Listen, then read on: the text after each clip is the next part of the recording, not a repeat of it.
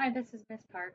This is a continuation of the domain and range lesson because we've already seen how to find the domain and range of a relation or a function given the graph. So this is also in your booklet. This is page 70, and the question is, what if I don't give you a graph, right? How will you find the domain and range? So the easiest answer is sketch it, right? If we can recognize the equation, so this page has a bunch of equations. If we can recognize the equation, then we can sketch what it looks like, and then we'll have a visual, right? And then from that diagram, we can figure out domain and range. So I know it's been a while since grade 9 and 10, but basically, the shapes that you know are lines and parabolas. So it's a matter of recognizing what these are. So let's start over here. The first one is y equals x squared. So sketch of y equals x squared.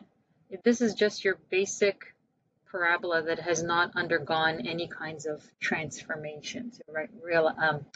You'll remember that last year we had transformations.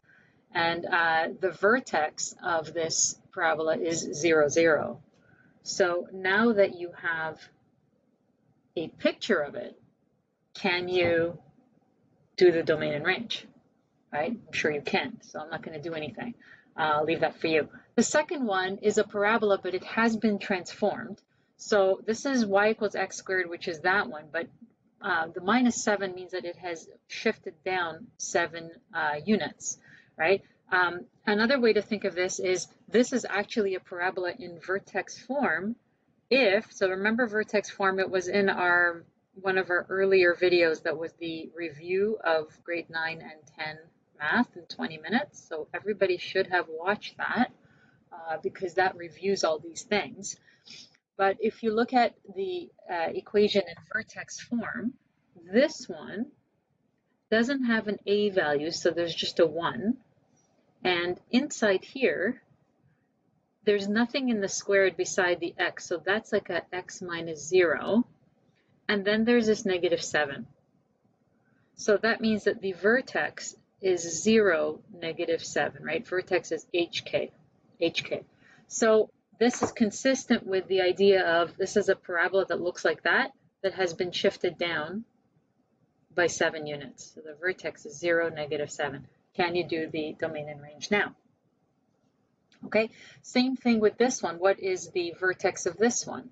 Right, vertex is 3, 8. What's the vertex of this one? Okay, this one's a little bit harder because remember, if we're going to write it in vertex form, I can write this as, so there's a negative 1 out front, x minus 5, that's the h is 5, but now there's nothing out here, so that's my k, so that means really I have a 0. So my vertex is 5, 0.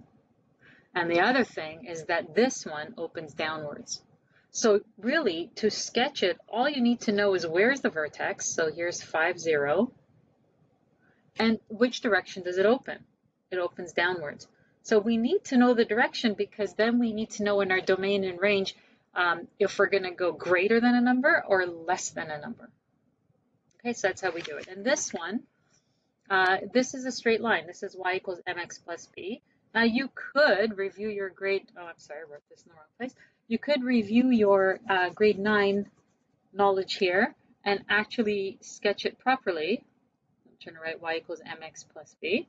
Okay, so quick review. You start with the b value, which is your y-intercept, 5, and then you're going to have a slope of 2, which is rise 2, run 1. Rise 2, run 1. Rise 2, run 1, and then you're going to have this line. And that's sufficient to get your domain and range. But remember that all lines, unless they are horizontal and vertical, will have domain and range being all real numbers, right? So if you remember that would save you a little bit of time. I'm just going to go to the next page, page 71. So here's again, they're all lines and parabolas because those are the only graphs that you're familiar with at this point. So x equals negative 3, I'll just remind you, any line that has equation x equals something is a vertical line because every point on that line will have an x coordinate of negative 3. right? -3, 0, -3, 1, -3, 2, -3, 1,000, right? And now you have a picture, and that should be enough to give you your domain and range. Now, these ones down here at the bottom, these ones are ordered pairs, and we've had examples with ordered pairs before. Okay, so remember when you have, we had an example where there was just dots on a grid, right? Just like dots, I don't know, wherever. So remember that the domain is all the x values, the range is all the y values in order from least to greatest. So the domain will be 0, 2, 3, and 5, and it will be written not with the set notation with the set of all x as such that it will be only the values that are in these points. Okay, so I've started this one for you. The answers are at the bottom of the sheet. Okay, any questions, please ask in class. Thank you. See you soon.